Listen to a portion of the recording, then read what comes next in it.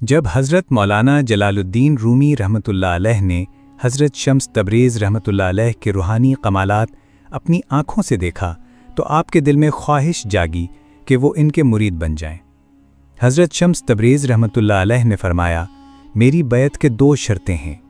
پہلی شرط یہ ہے کہ تم نماز پڑھنا چھوڑ دو، اور دوسری یہ کہ میں شراب پیتا ہوں، تو تمہیں روزانہ میرے لیے شراب کی 1 بوتل لانی ہوگی۔ یہ انوکھی اور حیرت انگیز شرطیں سن کر مولانا رومی رحمۃ اللہ علیہ بہت پریشان ہو گئے اور کہا، میں اپنی والدہ سے مشورہ کر کے بتاتا ہوں۔ آپ کی والدہ ایک نہایت پرہیزگار، نیک سیرت خاتون تھیں۔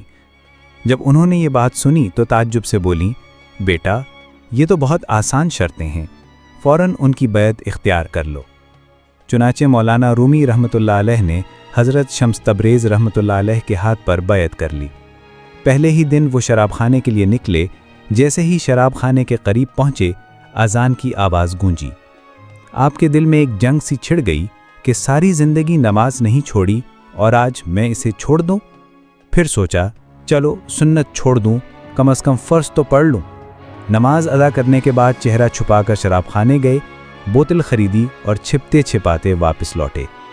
راستے میں کچھ لوگ ایک دینی مسئلے پر بحث کر رہے تھے اور فیصلے کرنے کے لیے مولانا رومی کے پاس جا رہے تھے۔ آپ بچنے کی کوشش میں جلدی سے نکلنے لگے کہ ایک شخص سے ٹکر ہو گئی اور شراب کی بوتل آپ کے ہاتھ سے گر کر زمین پر ٹوٹ گئی۔ لوگ حیرت سے چیخ اٹھے، ارے مولانا شراب پیتے ہیں؟ مولانا رومی کا دل ٹوٹ گیا، عزت خاک میں مل گئی اور ہاتھ کچھ نہ آیا۔ اتنے میں حضرت شمس تبریز وہاں پہنچے، پوچھا، کیا ماجرا ہے؟ لوگوں نے کہا، یہ شراب پیتے ہیں۔ حضرت شمس تبریز مسکرائے اور فرمایا، سونگھ کر دیکھو، یہ شراب نہیں، گلاب کا عرق تھا، میں نے منگوایا تھا۔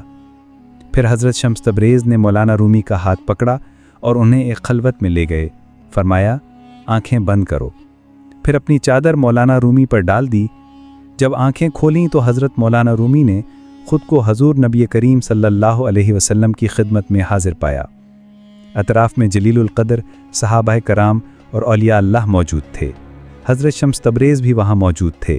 انہوں نے عرض کیا، یا رسول اللہ صلی اللہ علیہ وسلم، انہوں نے سنت نماز ترک کی، صرف فرض پڑھی، اب کیا کیا جائے؟ حضور صلی اللہ علیہ وسلم مسکرائے اور فرمایا، معاف کر دیا جائے۔ اتنا سننا تھا کہ حضرت شمس تبریز نے چادر ہٹائی اور حضرت رومی دوبارہ ان کے سامنے موجود تھے، مگر اب ان پر ایک عجیب سی روحانی کیفیت طاری تھی۔ حضرت شمس تبریز نے فرمایا، اسی لیے میں نے کہا تھا نماز نہ پڑھنا، اگر تم فرض بھی چھوڑ دیتے تو براہ راست اللہ کی بارگاہ میں پہنچ جاتے۔ یہ سن کر حضرت مولانا رومی حیرت اور شرمندگی میں ڈوب گئے اور اپنے روحانی مرتبے کی بلندی کو جان کر خاموش ہو گئے۔